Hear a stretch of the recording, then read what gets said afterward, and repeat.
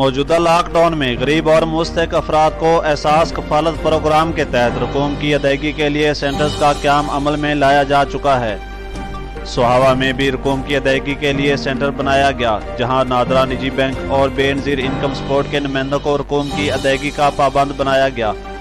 जहां गुज़श्ता 2 दिन में एक भी मुस्तहिक को रकम की अदायगी नहीं की गई। इस बारे में मजीद देखते हैं नुमाइंदा लाइट न्यूज़ फरत महमूद की ये रिपोर्ट। जी, मौजूदा लॉकडाउन सूरत हाल की पेश नज़र गरीब, मुस्तहिक और ज़रूरतमंदों में एहसास कफालत प्रोग्राम के तहत रकूम की अदायगी के लिए मुख्तलिफ अजला और तहसीलों में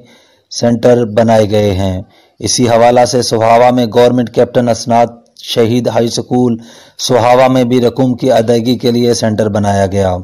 जहां नादरा निजी बैंक और बेनज़ीर इनकम सपोर्ट के नुमाइंदों को रकूम की अदायगी का पाबंद बनाया गया, जहां गुज़िश्ता 2 दिनों में एक भी मुस्तहिक को अदायगी नहीं की गई।